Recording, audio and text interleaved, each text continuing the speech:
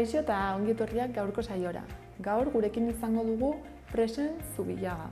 Bera, 78ko San Ferminak gogoan plataformako kidea da. Orain, has gaitezen eguneroko edukiekin.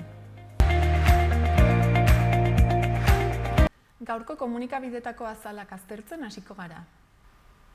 Diario de Notiziasekoa ikusiko dugu. Albiste nagusia, Nafarroan 1500 lagunetik gora biltzen dituzten ikuskizun eta ekitaldiak mugatu direla da. Horretaz gain, Nafarroaren hazkundea ziurrenik ez dela 100% iritsiko azpimarratzen du.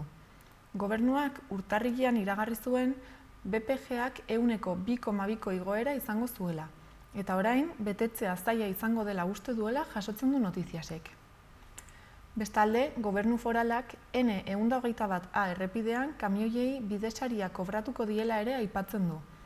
Baita UPNek eta PPek M11ko omenaldi instituzionala boikoteatu dutela ere. Gainera, Lizarran, PSNek krisialdia baretu duela dio, kudeatzaile bat izendatuta. Horretaz gain, apustu etxe berriak irekitzeko debekua uztailaren 31 arte mantenduko dela ere jakinarazten du. Eta bukatzeko, Portugaleten gizon bat atxilotu dutela nabarmentzen du, bere emaztea eta alaba hiltzea egotzita. Diario de Navarrako azalarekin goaz orain. Titularra koronavirusak Nafarroan kirol guztiak eta Xabierrada bertan bera utzi dituela da. Argazkian eta gai berarekin jarraituz, Italiak komertzio guztia itxi duela jakinarazten du. Horretaz gain, Haziendak 20 amei pertsona fisikoen errentaren gaineko zerga itzuli beharko diela ere jasotzen du azal honek, ez erantzun izanagatik. Bestalde, Nafarroako trafiko kasuetako epaile bat gidabaimenik gabe harrapatu dutela ere nabarmentzen du komunikabide honek. Eta bukatzeko, Nafar gobernuak N121A errepidean kamioientzako bidesariak jarriko dituela aipatzen du. Gararekin jarraituko dugu. Albiste nagusia hezkuntza zentruen itxiera Araba osora zabaldu dela da. Argazkiaren bidez aldiz, indarkeria matxistak Abanton 2 bizitzekin bukatu duela jakinarazten du. Horretaz gain, gure eskuk erreferendumagatik sinadura jasotzen masiboari ekin diola nabarmentzen du. Eta bestalde, Bidenek Sandersekiko abantaila sendotu duela ere aipatzen du. Editorialean ez dela hauteskunde garaia dio, koronavirusa dela eta. Eta bukatzeko, Jamir Moreno bifiko zuzendariaren hitzak ere ageri dira azal honetan. Esanez, koronavirusa gripea baina 2 aldiz kutsakorragoa eta 10 aldiz hilkorragoa dela. Berriako azalarekin jarraituko dugu. Titularrak Abanton, Andrea eta alaba hiltzea leporatuta gizonezko bat atxilotu dutela dio.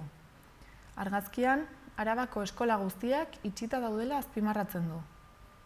Horretaz gain, Jorge Crespo Lizarrako zinegotziaren hitzak ere nabarmentzen ditu. Esanez, Navarra Suma jauntxoen eran jardun dela eta ezin direla jende horren eskutik ibili, Lizarraren kaltetan ari baitziren. Bestalde, Miarritzen turismoaz Aragoko bizitza arrunta ezin eginik dabiltzala aipatzen du. Gainera, Mikel Bizkarra Euskadi Fundazioko txirrindulariaren deklarazioak ere azalean irakur daitezke. Honen hitzetan, pena izugarria eta oso txarra izango litzateke itzulia gabe geratzea, bai txirrindulari eta bai zaleentzat. Horretaz gain, 11 gara erreferendumak arautzeko eskatzeko sinadurak biltzen hasi dela azpimarratzen du gaurko berriak. Eta bukatzeko, Nafarroako gobernuak N121A errepidean kamioientzako bidesariak jartzeko asmoa hartu duela jasotzen du. Euskal Herria irratiarekin bukatuko dugu. Albiste nagusia, Nafarroan 61 koronavirus kasu daudela da. Honen harira, gobernuak mota guztietako ekitaldiak 1500 lagunera mugatu dituela jakinarazten du.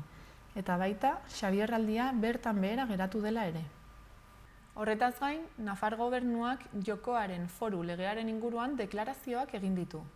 Gobernuak luzatu egin du urrian onartutako neurria, zeinaren arabera 6 hilabete eten zuen apustu etxe joko areto eta bingo berriak zabaltzeko baimena. Etenaldiak 2020ko uztailaren 3 arte iraunen du, edo Nafarroako gobernua jorratzen ari den jokoaren foru legearen aldaketa indarrean jarri arte, adierazitako data baino lehen gertatuko balitz.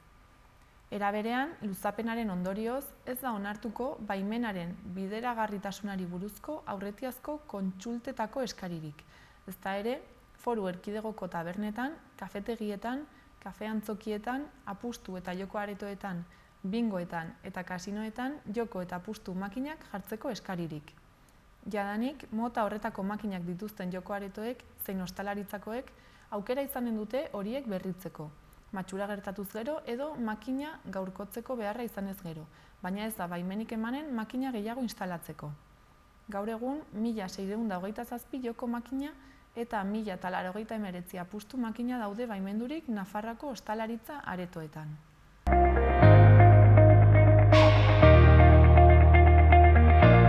Ikusitzagun gaurko eta biharko eguraldiaren iragarpenak. Gaur, fronte hotz batek hodei ugari eta euri pixka bat ekarriko dizkigu. Hodei ugari izango dugu egun osoan eta euria egingo du. Ipar isurialdean goizean euri langar pixka bat egin dezake, baina egunaren bigarren partean errazagoa izango da euria egitea, orokorrean euri txikia. Hegoaldean hodeitza ez da hain trinkoa izango.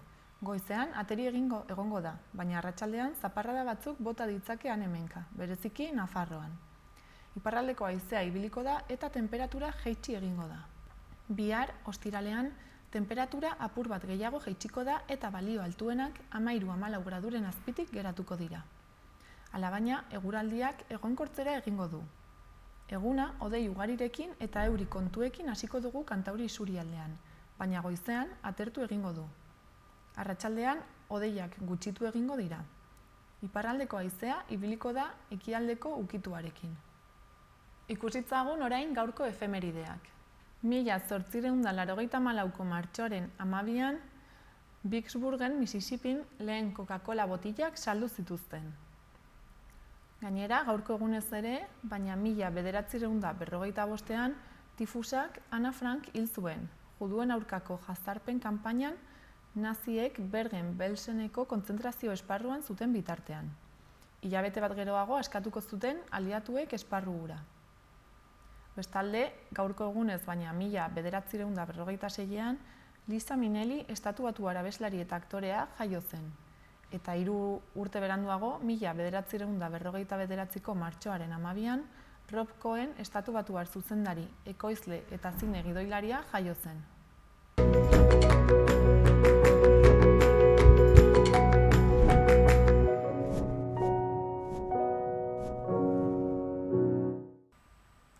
Udalerrietako albisteak ikusiko ditugu orain. Uharterekin hasiko gara. Gaur, arratsaldeko 5:00 liburu aurkezpena eta ipuin kontaketa egongo dira liburutegian. Leire Rentero Osakar uharteko bizilagunak idatzitako liburua aurkeztuko du, Descubriendo un tesoro. Bestalde, Etxepare sarien erakusketa bisitatzeko azken eguna izango da bihar. Nafarroako hainbat toki entitatek haien euskara zerbitzuen bidez, Etxepare sariak antolatzen dituzte euskaraz sortutako aurrendako album ilustratuak saritzen dituztenak urtero. Orain arte plazaratutako liburu guztien erakusketa da hau, guztiak ere kalitate handikoak eta euskal literaturaren alorrean erreferentziazkoak. Ikusgai dauden lanen artean eskarmentu handiko egileenak daude, baina beste askok beren burua Etxepare sariaren bitartez eman dute ezagutzera. Euskal literaturan album irudidunen alorrean egun egiten denaren isla da erakusketa hau. Horretaz gain, igande honetan, Larra Belaguan uharte martxa egingo da, uharteko eskitaldeak antolatuta. 2,5, 10 edo 20 kilometroko distantziak egin daitezke eta inskripzioak eta informazio guztia kirol taldearen webgunean kontsulta daiteke. Gainera, igandea ere izango da martxoaren 28an Ugazterekin antzerkira joateko izen emateko azken eguna. Ugaztetik Navarro Biloslada Institutura ateraldia egingo dute, personajes antzezlana ikusteko.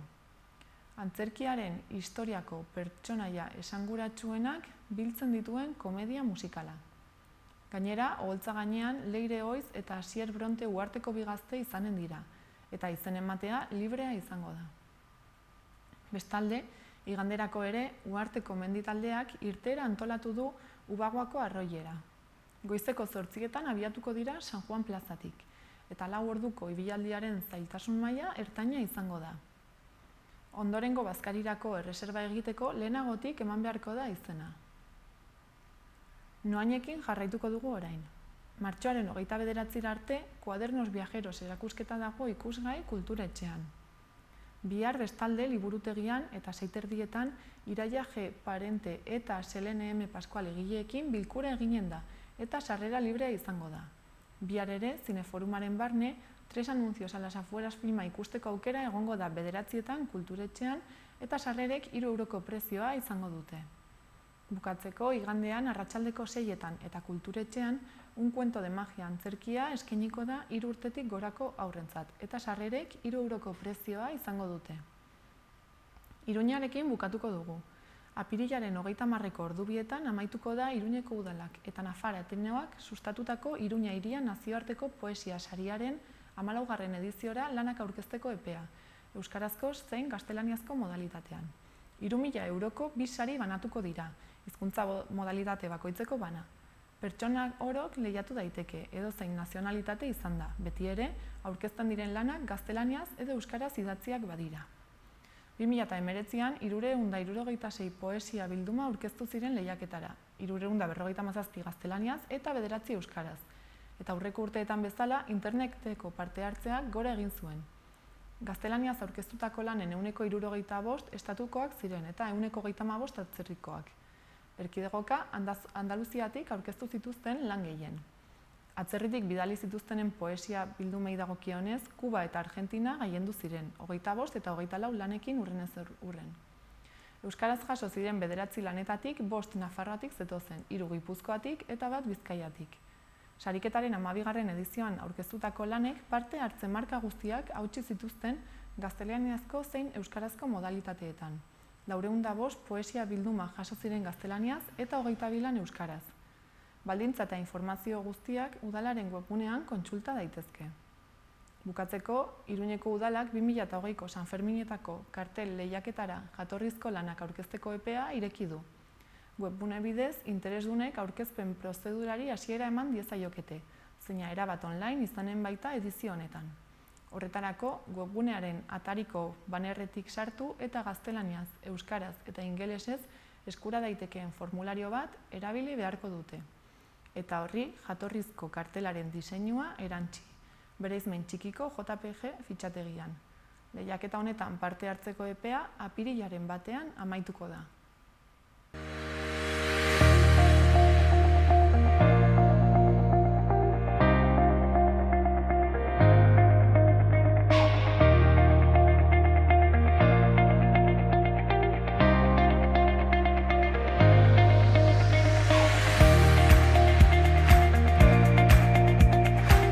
Orain Presen Zubillaga dugu hemen gurekin, bera 1978ko San Ferminak gogoan plataformako kidea da. Kaixo Presen. Egunon. Zer moduz? Ondo. Zu esan dugun bezala, 1978ko San Ferminak gogoan plataformakoa zara? Hoize bai, hasieratik gainera. Uztailaren 8ko 1978ko gertaeren ostean, ja, talde horren partaidea izan naiz eta naiz momentu honetan ere bai. Eta urte guzti hauetan aldatu da egoera edo zuek egiten duzuen helburua edo? Bueno, helburuak 52 urte asko dira eta helburuak eta ekimenak desberdinak izan dira. Beti ere, claro, gure aldarriak izan dira egia, justizia, erreparazioa eta berriz ez gertatzeko bermeak lortzea. Berez, eginkizun edo ekimen desberdinekin, baina beti helburu horien atzetik. Eta orain helburua gertuago ikusten duzue, ala oraindik? Bueno, eremu batzuetan edo alor batzuetan aurrera pauso importanteak eman dira, gehien bat egiaren ezagueran.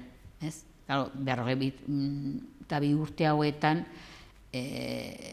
asko idatzi, asko esan eta gauza asko argitu dira.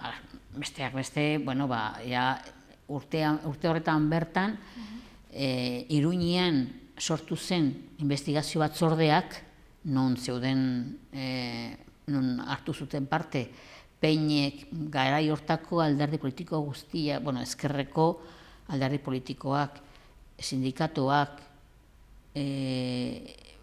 zenbait eragile sozial, eta iriki zuten investigazioarekin oso garbi gelditu zen, hori sarraski bat izan zela, intenzionalitate politikoa zeukan sarraski bat izan zela, eta jakina arduradun politiko batzuk zituela baita ere.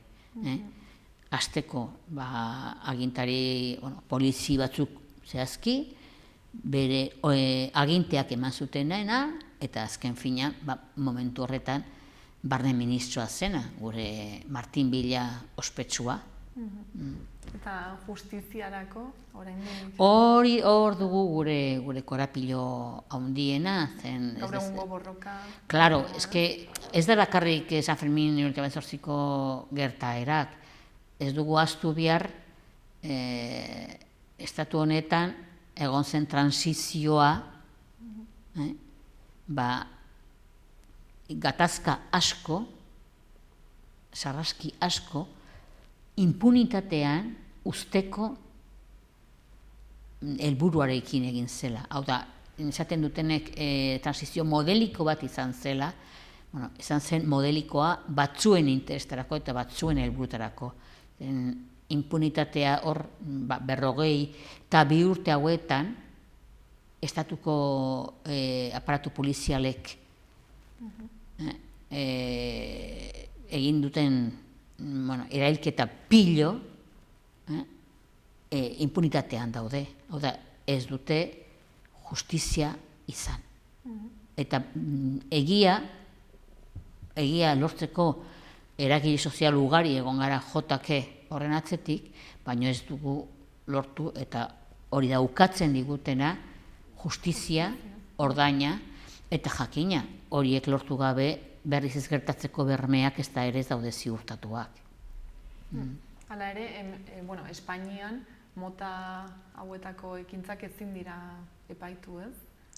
Claro, impunitatea indarrean jartzeko badute tresna batzuk. Eta hor badute bi tresna. Bat, amnistiaren legearen aplikapen maltzurra, eta gero esango dut zergatik, eta bigarrena preskribitu dutela. Gertatzen dena da, eskubideen aldeko zenbait erakunde, mundu mailakoak gainera, esaten dute hauek direla crímenes de lesa humanidad deitzen direnak, edo gizatearen kontrako krimenak, eta kasu horiek ez dute preskribitzen. Beraz, berdin da, orain dela 10 urte, orain dela 40 urte, gertatu izan baziren, zen ez dute preskribitzen. Eta amnistiaren legearekin gertatzen dena da, amnistiaren legeek ematen duten edo duten funtzioa da konflikto batetik ateratzen denean, indarrean jartzen den lege bat. Baina gaia da, lege horrek, edo amnistia legeek, ez dute ukatzen, edo ez dute ixten, epaiketak eta errudunak bilatzeko aukera. Gertatzen dena da, epaitu behar da, ezagutu behar da, justiziak bere lana egin behar du, beste gauza bat da gero ja, kartzelara joan behar diren edo ez. Hau da, guk ez dugu esaten Martin Villa kartzelaretu nahi dugunik, ez, bai epaitua.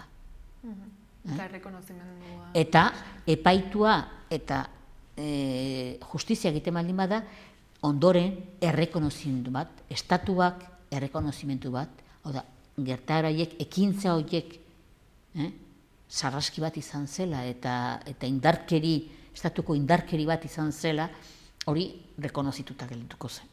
Eta, klaro, horrekin batita, jarriko ziren neurriak, jarri beharko ziren neurriak, ez gertatzeko bermeak ziurtatzeko.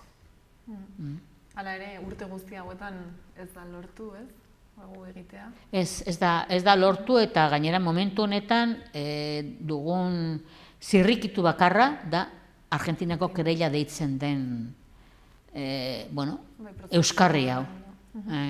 Eta zuek konkretuki duela urte bete? Bai, bueno, kereila honen hasiera 2010ean dugu, osea, ja 10 urte darama abian.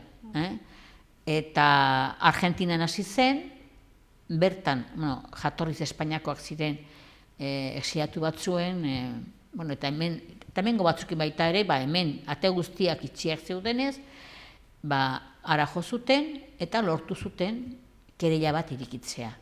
10 urte hauetan, 700 kereilante baino gehiago gehitu dira kereila horretara. Eta gu, San Fermin urte 18 gogoan, edo San Fermin urte 18ko gertaerak, 2019an urtarrilan aurkeztu genuen kereila. Oda, kereila honen denbora tartea da 1956-tik 1978 arte. Horregatik, gure Iruñeko gertaerak barnean sartzen dira. Horrela, gertuenak aipatzeagatik eta transizioko gertaerak bete-betean izateagatik, hor daude, martxoa 1986an, martxoaren 3an Gasteizen egondako erailkitako langileak, dago bigarren amnistiaren aldeko astean Euskal Herrian egon ziren bizpahiru kaso, hori poliziak erailtako kasuak, badaude Madrilen, Malagan, Bartzelonan, hor badaude transizio urte horietan, transizioa deitzen zaion tarte horretan, eta zuzen ere, Martin Villa barne ministro izan zen urtetan, izan zen barne ministroa 1976-tik Gasteizkoak pasatuta. Gasteizko garaian Martin Villa zen ministro de Relaciones Sindicales zen. Gero sartu zen, urrengo hori izan baldin bazen martxoan, urtean zehar eman zioten barne ministroaren ardurak. UCD-ren gobernuarekin. Orduan, 3 urte horietan, 30 erailketa, poliziak 30 erailtako kasuak daude. Azken 30 urteak, hau da, gerra barne, gerra pasatuta gero, baino gehiago. Gerra 39an bukatu baldin bazen, 76an. Ematen du hori, transizioaren hasiera abiapuntua bezala, Martin Villa 3 urte horietan, bere barne ministroaren egikizunetan, eta berak ministerioari eman zion tankera eta edukia kontutan hartuz, 30 erail, poliziako aparatuek, 30 erail sortu zitu. Bai. Eta zergatik erabaki zenuten pasaren urtean zuek ere Argentinan? Bueno, beste hemen bere garaian justiziaren beste ate guztiak bertan berak gelditu zirelako, ez zutelako inongo epaiketarik iriki, ez zuten inongo errudun aurkitu, eta gelditu zen impunitatean. Orduan, hemengo epaitegi bide arruntak edo ohikoak itxiak edo itxi zizkiguten, orduan guk gehitu ginen baita ere, gu baita ere konsideratzen dugulako hemengo San Ferminako gertaerak gizategiaren kontrako krimenak bezala katalogatu behar direla. Eta nola joan da prozesua Argentinako? Bueno, guk aurkeztu genuen urtarrilan, egon ziren, aurkeztu zuten Germán Rodríguezen familikoak, Peñek, beste zauritu gehiago, badaude biktimak gehiago, lehen biktimak badaude baita ere, eta gu baita ere talde bezala baita ere aurkeztu ginen kereilante bezala. Gainera, ondorengo hilabetetan, otsailean eta martxoan lortu genuen, bai Iruñeko udalaren atxikimendua eta Nafarroako parlamentuarena. Horrekin guztiarekin, joan ordezkari batzu joan ziren Madrilera, Argentinara, eta han ja Servinik eta bere zerbitzu juridiko eta bere keria honen inguruan lanean dauden estamento guztiak bere egin zuten kereila. Eta ja lehendik Martxoak 3ko kasua hartua zegoen. Eta Madrilen Arturo Ruizen kasu batena, eta gero hor daude baita ere sartuta lapurtutako aurrena, eta hori guztia. Esaten dizut, 700 baino kereilante gehiago dauke momentu honetan. 10 urtetan, pensan zemat potoldu den kasua, ezta. Eta urte honetan hori aurrerantz egin du prozesuak? Bueno, birritan, gaur egun, gai honek duen, pilpilean dago, gehien bat oso iragarria zegoelako Martxoaren 20an, Servin epailea eta bere taldeko gainontzeko teknikariak etorri behar zirela Argentinako enbaxadara deklarazioa jasotzera Martin Villari. Esan berra dago, bera azaldu dela deklaratzearen aldekoa. Bera azaldu da aldekoa. Berak esaten du, bere kontzientzia oso zaila daukela, eta berak bere barne ministriko lanean ez zuela inongo errurik egin. Orduan, etorri behar zen, baina ja aurretik bi aldiz Serviniri ukatu zioten deklarazioak hemengo instantzia judizialetan, bai Audientzia Nazionalak eta bai Madrileko ohiko epaitegian ukatu zioten deklarazioa jasotzea. Baita ere ukatu hori estatuak, eta ukatu zuen estradizioa eskaera. Lehenengo gauza izan zen, estradizio eskaera ukatu zioten. Bigarrena izan zen, hemengo instantzia judizial batean deklarazioak jasotzea. Itxizuten ate guztiak. Eta orduan, Servinik azken bidea proposatu zuen enbajadan. Hori, eremu internazionala den ez da horrela. Eta azken momentuan, hori, otsaila ja bukaeran kasi, bi ministerioen arteko, bi funtzionaren arteko eman zen paper trukaketa bat, eta hemengo funtzionarioak, dirudienez, esan zion Argentinakoari, planifikatuta zeukaten bidea ezinezkoa zela, eta orduan, gelditu zen, korapiloa, ez aurrera ezatzera, egoera batean, baino ez kanpo ministerioen arteko erabaki bat bezala, baizik funtzionario batzuen artean bezala, orduan hor egon dira 3 aste hilabete bat, ez genekiela, eta Servinik berak ezekien nondik atera behar zen asunto hau. Eta berriz egin dio eskaera zuzena eta exhorto deitzen den sistema erabiliz kanpo ministerioari, eta beste data batzu jarri dira. Izango direla maiatzaren 26-tik ekainaren 4 arte. Tarte horretan etorriko dira eta badirudi, hori, Martin Villak deklaratuko du Argentinako enbajadan. Eta ikusiko dugu inputatua dago, prozesua irilko den edo ez. Eta zer espero duzu? Guk ez hipotesiak egitea, guk egiten duguna da kanpaina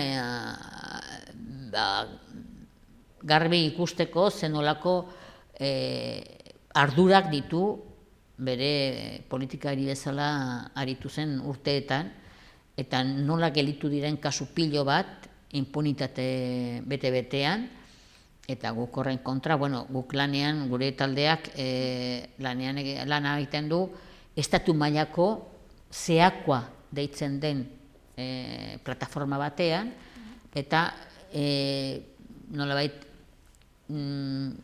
inguratzen duen gaia edo gaia eman komuna Argentinako kereila den aldeko taldeak edo hor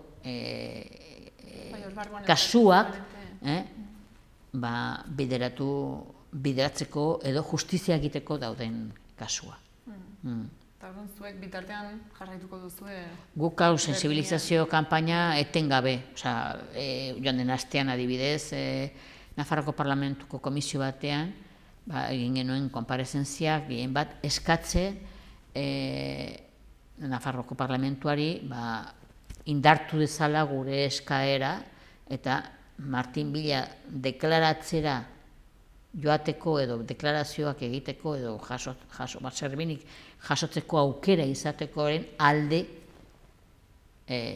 posizionatzeko. Eta, uste dugu Laster Junta de Portavoces delako taldetik aterako dela erabakiren bat edo eskaera zuzenen bat. Eta gu bitartean, por supuesto, ez dugu komunikabideetan, artikuluen bidez, baita ere, ez bakarrik hemen, Gasteizen berdin dabiltza, Euskal Herri mailan, entengabe daude hitzaldiak edo horrelako ekimenak horren inguruan. Guk sensibilizazioari arreta handia ematen diogu. Berez, gure ezaugarri bada etengabe sensibilizazioaren eremuari lan asko eta ekimen asko eman diogula. Eta ez, 42 urte hauetan, orain dela 2 urte, 40 urteren mugazela eta egun osoko programa bat burutu genuen, eta bazituen 2 ardatz nagusi bat, sensibilizazioa eta bigarrena instituzioen aurrean baita ere, gure egia, justizia, ordaina eta berriz ez gertatzeko bermearen aldarrikapenak baita ere beraien apoioekin kontatu genuen. Gainera, suerte izan genuen, 4 urte urte horretan, bai udalan eta bai parlamentuan, aldaketaren aldeko agintaria genituen eta oso ondo etorri zitzaigun. Oso ondo. Baina, egia da baita ere, eta ez da harrokeri bat esateagatik, baina egia da gure taldeak hori mai gainean jarri dituen aldarrikapenak 42 urte hauetan, apoio soziala ikaragarria daukate. Ikaragarria, gaur egun, Iruñan, eta Nafarroan esan daiteke baita ere, eremu sozial pilo bat, eta bai, hori, biztanle arruntak eta bai plataforma eta talde eragit sozial pilo bat, gurekin bat egin dute, borroka honen inguruan, helburu hauen inguruan, eta egia da oso babestuak eta oso alde horretik oso konpensatuak sentitzen garela. Horren sentsibilizazio kanpainak ongi egin ditut. Nik uste dut bai, eta esaten dut berriz ere, ez dut harrokeri batean erori nahi, baina bakarrik hemerotekara jo behar da, ikusteko zenbat alditan, zenbat ekimenetan, eta zenbat korapiloren aurka jo izan dugu 42 urte hauetan, demagun hilerriaren inguruan gertatu zen asuntoa, Horreaga etorbideko aparkalekuaren obrak zirela eta Barzina Andreak kendu eta bazirudien hori ikustezina bihurtu behar zela hilarri hori, eta guk horri egon ginen hilabete, urte bat, hilabetero, zorzian, konzentrapenak egiten, eta eragile sozial desberdinen protagonismoak lortu genituen, eta gero baita ere, urte hauetan udalan, Iruñeko udalan, mozio mota desberdin asko aurkeztu dira, eta adibidez hori, hilarriarena horrela lortu zen, mozio baten bidez lortu genuen, eta lortu genuen, gehiengo udala momentu horretan maila zeukan alkatetza, baina hala ere lortu genuen gehiengo apoioa hilarria bere tokira itzuli ahal izateko. Eta zuen helburuetako bat ere da halako zerbait berriz ez gertatzeko bermea, ez? Claro. Eta hori nola ziurtatu? Bueno, guk, pues begira, baita ere sensibilidad sozialekin eta nolabait joera kritiko bat izaten eta baita ere joera aktibo bat izaten, hori, ez gertatzeko berme horiek ziurtatzeko. Eta horre, momentu honetan, nik orain esan dezaket, adibidez, martxoaren 24, 25 eta 26an, egingo ditugula ja 3 urte jarraiturik egin ditugun jardunaldi batzuk.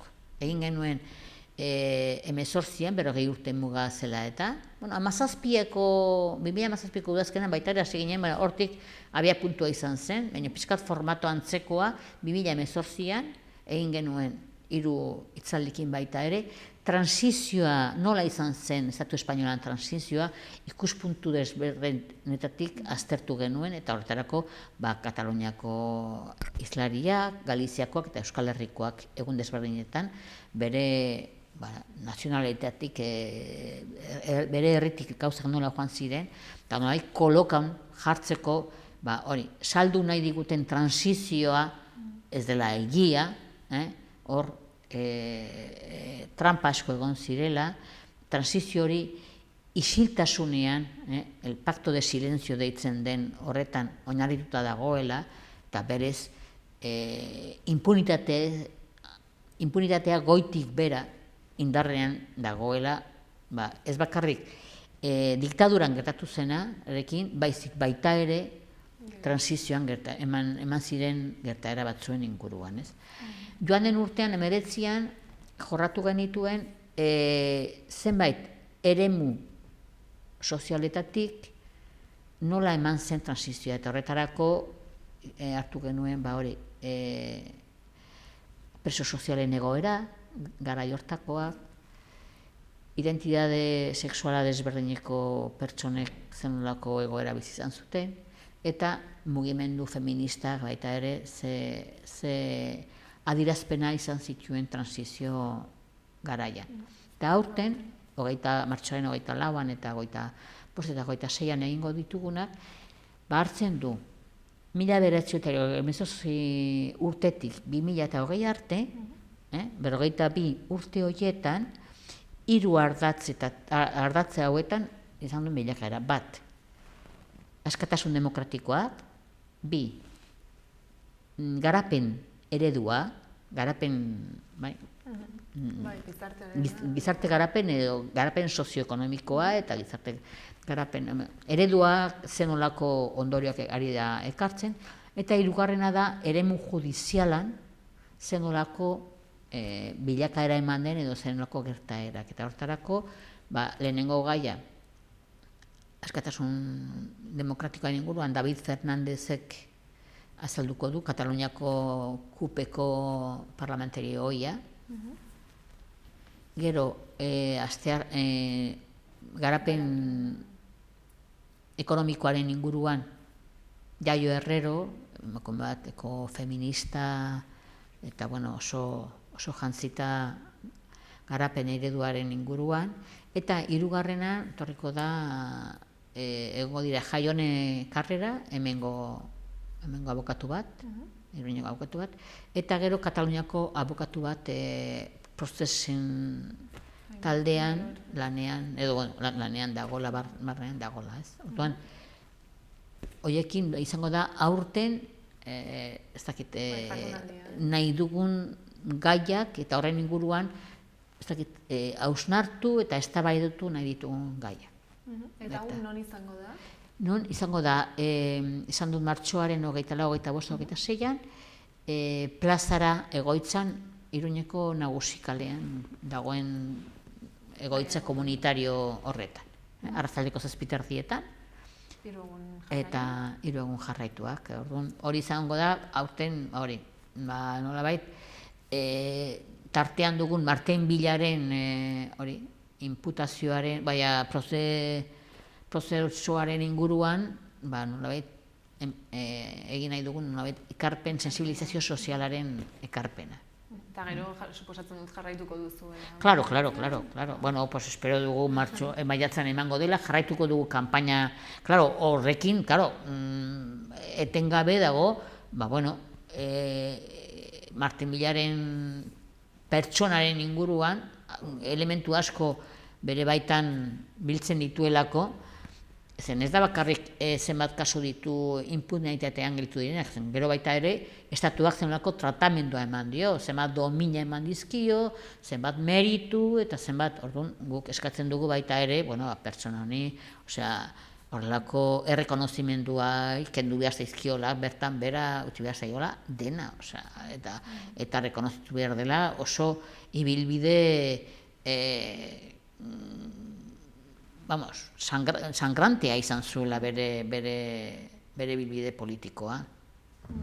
Bueno, orduan ikusi beharko da, ez? Zer gertatzen den? Hoize, guk lanean jarraitu behar dugu, eta, bueno, zeako horretan parte hartzen dugu, estatu mailako talde memoria historika inguruan lanean ari garen talde pilo bat gaude hor, eta, bueno, koordinatuta gaude etengabe, eta desde luego orain, bueno, pues, atzerapen honekin, pues, berriz, atzeden txikitsu bat igual egingo da, baina beralaxez hasiko gara berriz ekimenak eta bisibilizatzen gure kanpaina, bai. Eta argi dago 42 urtetan nekatu ez bazarete, ja...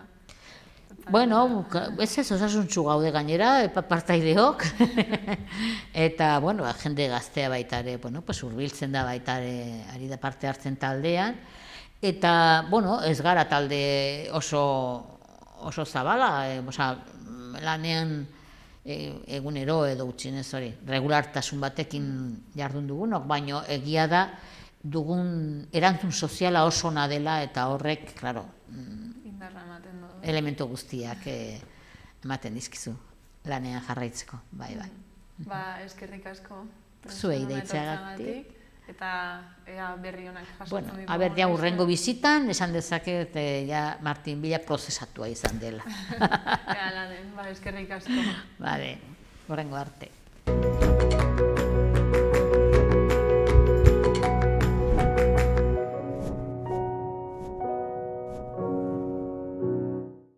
Bukatzeko, errepasatu dezagun aste hontako agenda. Gaur, Hutsune liburuaren aurkezpena egingo du Josune Ilundainek Katakraken arratsaldeko 7:00. Gaur ere, baina 7:30, mintzo poteoa egongo da Sanduzelaien Paibi tabernatik abiatuta. Larunbatean, goizean 12:00, Lapurbide plazatik abiatuta Antxoainen kantuz ospatuko da. Egun berean, baina eguerdian, bertso bazkaria antolatu dute Arangurengo kontzeju etxean Onintzaen beita eta Hortzi idoaterekin. Larunbatean ere, arratsaldeko 5:30, Nur eta Herensugearen tenplua filma ikusteko aukera izanen da Kondestable jauregian. Eta 6:00, Zurginaren ipuina antzerkia Mendillorriko Zibiboxean 3 euroren truke. Larunbat gauean, 9:00, Odolkiak ordainetan eta Alerta gorriaren kontzertua egongo da Totem aretoan, 7 euroko sarrerarekin. Igandean, Ploi aurrentzako pelikula eta txokolate jatea egongo da 5:30 Euskaldunon biltokian. Eta 6:30 Aranguren Ibarriko auditorioan Zurginaren ipuina familientzako antzerkia 3 euroko sarrerarekin. Bukatzeko, igandean ere eta 6:30 Oiar bat zure teilatuan antzerkia egongo da Artikako kulturetxean 4 euroko sarreraren truke. Orain eta gaurko saioarekin bukatzeko, Brigadeloko taldearen bideoklip berriarekin utziko zaituztegu. Mila esker, horregoteagatik eta bihar arte.